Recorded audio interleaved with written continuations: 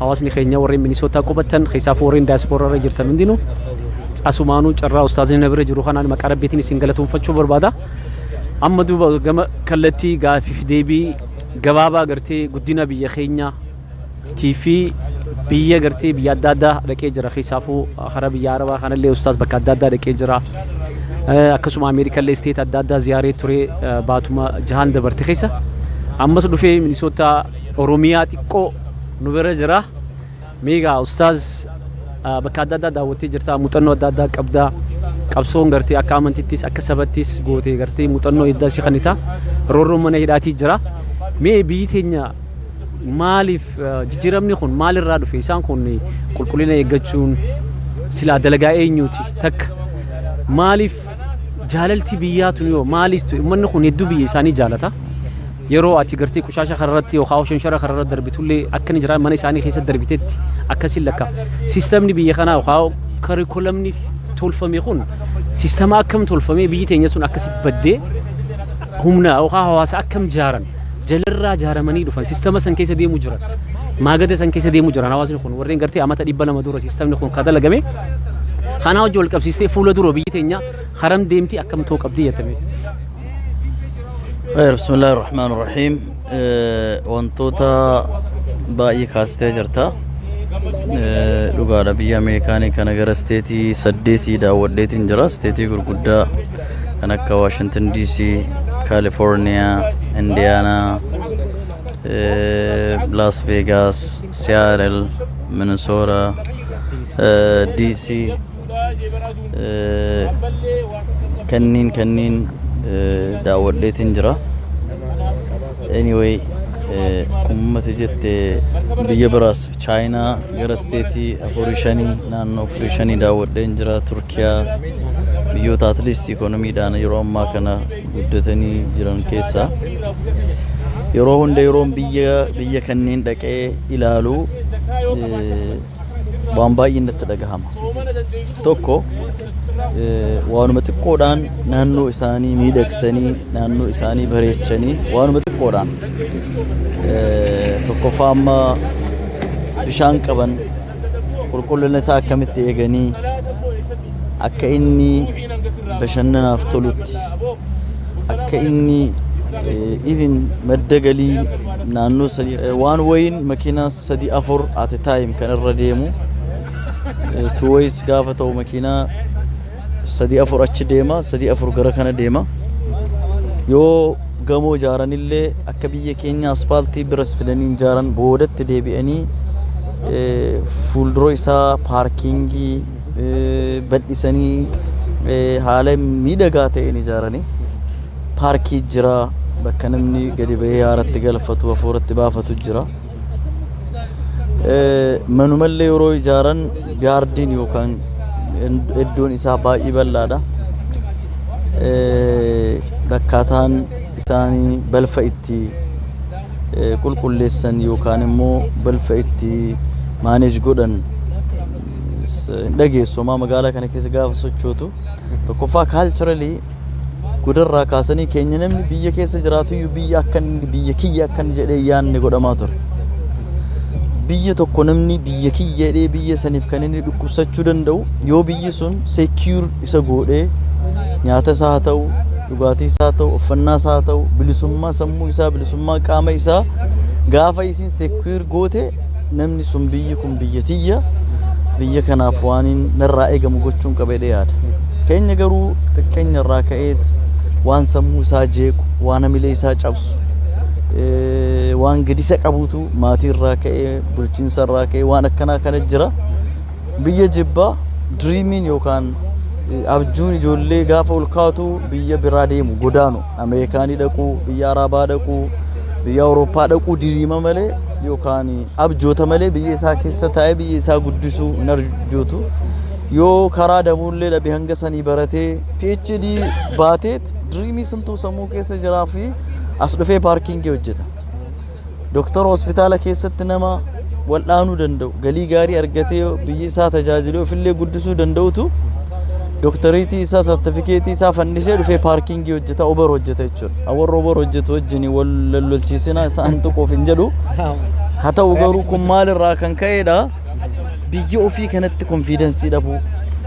biyya ofii jedhanii namatti dhagahamuu dhabuu akka biyya ofii jedhee inni itti hin dhagahamne hacuuccaa sammuu hacuuccaa seenaa hacuuccaa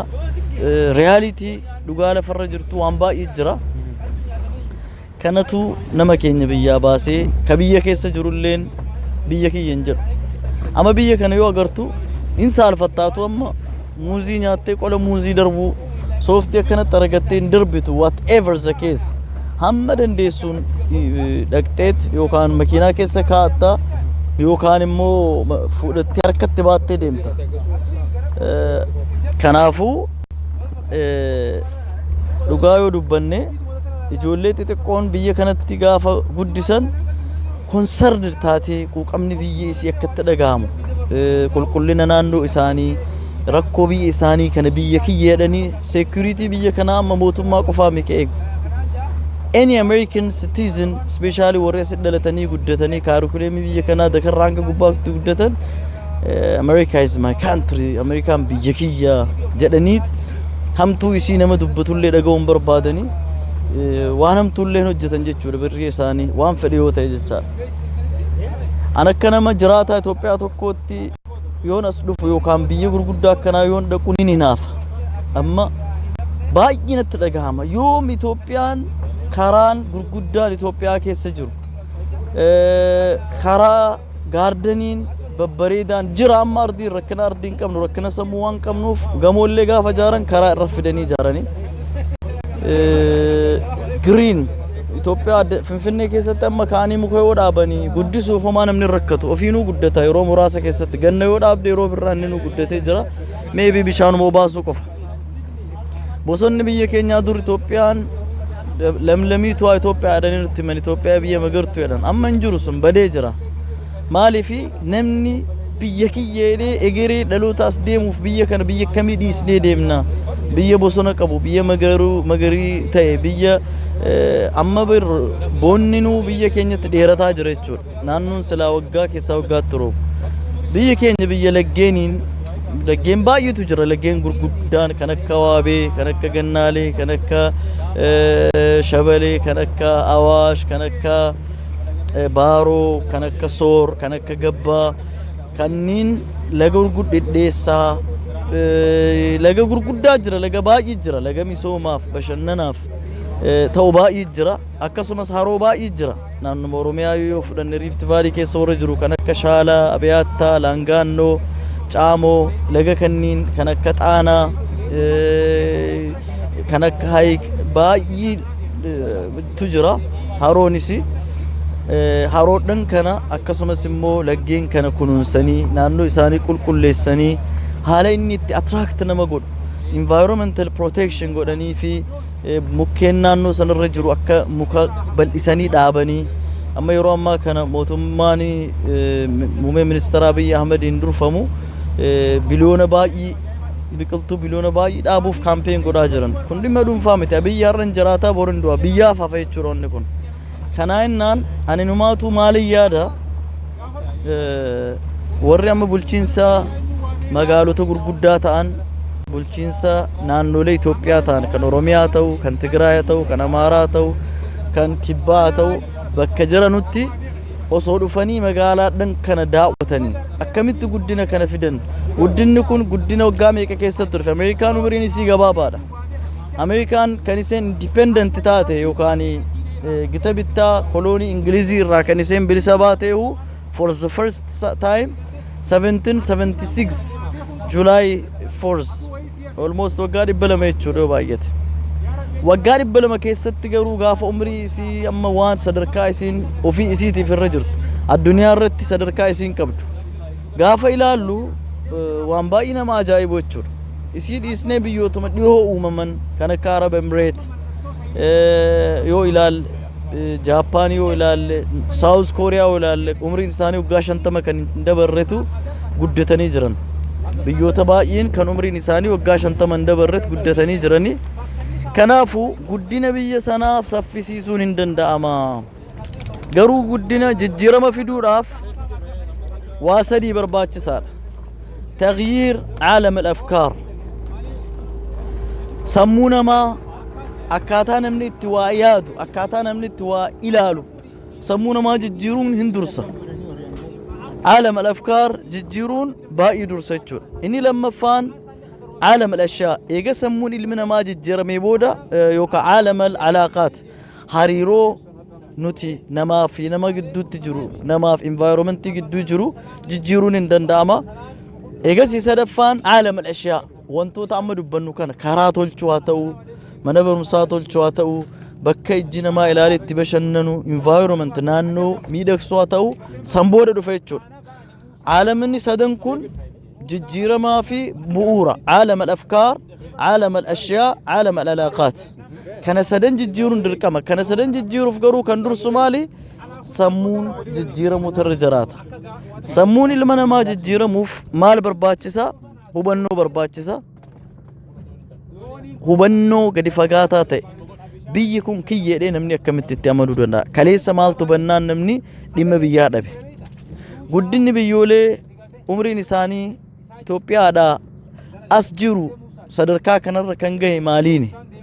kanaafuu biyyattii keenya sana keessatti wantoota baay'ee jira environmentally naannoo suitable yeroo gabaabaa keessatti miidhagsuun danda'amu naannoo baay'ee jira jechuudha bosona biyya sanii deebisuun hin danda'ama waan baay'ee sochoosuu waan danda'amu sirreessuu waan danda'amuuf jijjiirama kana kun baay'ee nama hinaaffisiisa kun baay'ee illee yoo dhufanii argan yoom Itoophiyaan yoom akkanatti guddatti yoom akkana wanti akkana babbareedaan akkana yoom uumama biyya keenyatti jennee namni biyyaaf yaadu namni jaalala biyyaa qabu yaadu hin dhiisu ana baay'ee natti dhagahama inshallah yeroo gabaabaa keessatti garuu yoo wal bira dhaabbannee wal faallessuu wal takaaluu dhiisnee tirriktii jal'ataa kaleessaa san sirreessinee yoo jenne yeroo gabaabaa keessatti biyya sana keessatti jijjiirama mul'atu tokko fiduun hin danda'ame dheeyyaala shukran lakum wassalaamu alaykum warahmatullahi wabarakatuh